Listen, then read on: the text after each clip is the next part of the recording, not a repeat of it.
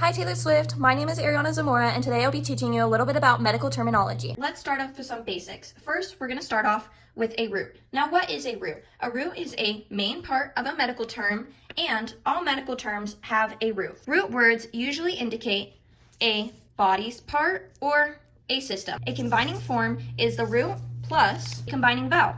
Combining forms include a vowel after the root word and therefore aiding in pronunciation.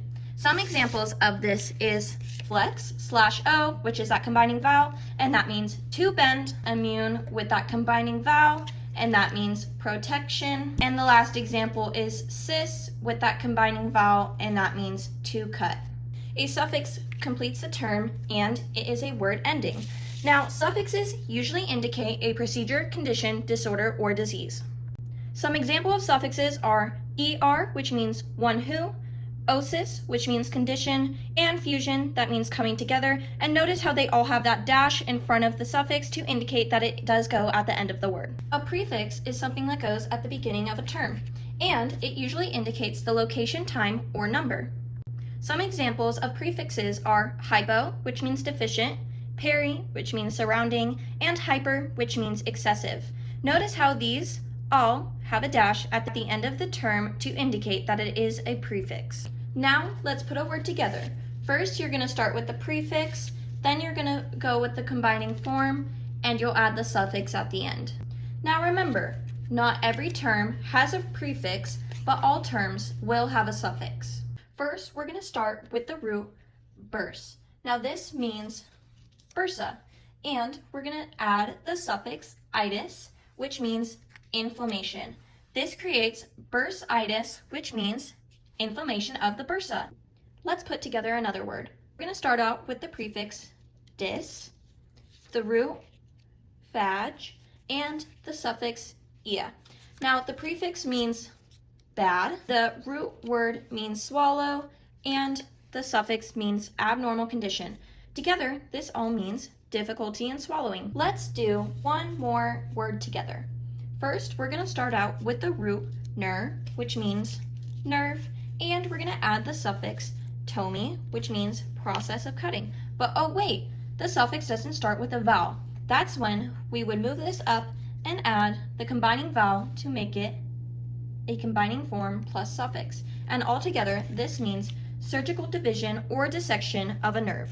Let's practice breaking down some terms together. As we can see, hypoglycemia has a prefix, a root, and a suffix. Now let's figure out what each one means.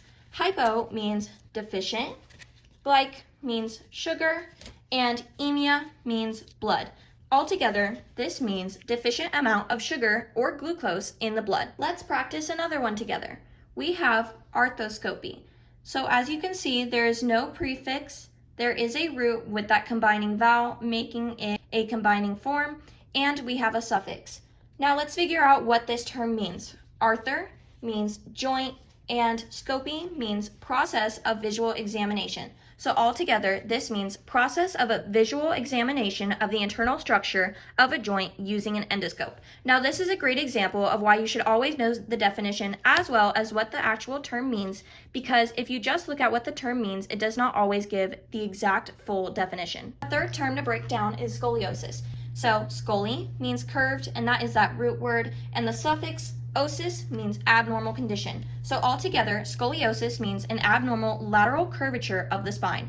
This is another great example of why you should always know the definition as well as what the term actually means. Now, there are so many medical terms out there that it can get a little confusing. So we're going to go over a couple that are very similar but mean two completely different things.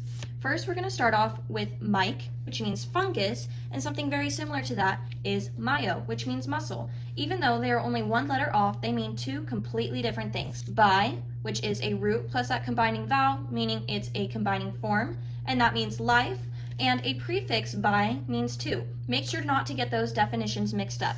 Ion, which is a combining form, and that means to wander, and the suffix ion, which means condition, action, process, or state. Now, these both are spelled exactly the same, but make sure not to get the definitions mixed up with the combining form and the suffix.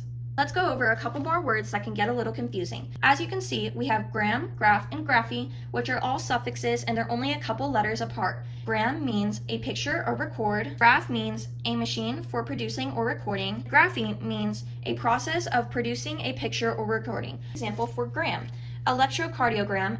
Elector is a root, cardi is a root, and gram is a suffix, and the two O's are the combining vowels in between. This means a record of the electrical activity of the myocardium. Let's go over an example for graph: electrocardiograph. It has two root words and a suffix just like the other word, and it means machine used for electrocardiography. An example for graphy is electrocardiography, which is the non-invasive process of recording the electrical activity of the myocardium, and there is two roots, two combining vowels, and a suffix. A couple more confusing terms are tomy, stomy, and ectomy. As you can see, these are all suffixes and they're pretty similar in the letters that they use. Let's go over what they mean. Tomy means process of cutting, stomy means new opening, and ectomy means surgical removal. So they all have pretty similar definitions too. Let's go over some examples. An example of tomy is osteomy, is a surgical cutting of the bone. An example for stomy is colostomy, which is the surgical creation of an artificial expiratory opening between the colon and the body surface. An example for ectomy is diverticulectomy, which is the surgical removal of the diverticulum. Scope and scopy. As you can see, they are both suffixes and they are pretty similar in the spelling, but I only have the last letter be different. Scope means instrument for visual examination, and scopy means visual examination.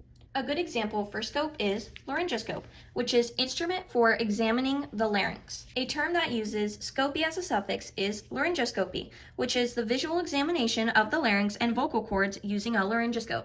All right, Taylor, you've reached the end of my video. I hope this has helped you learn a little bit about medical terminology and now you can understand a little bit more.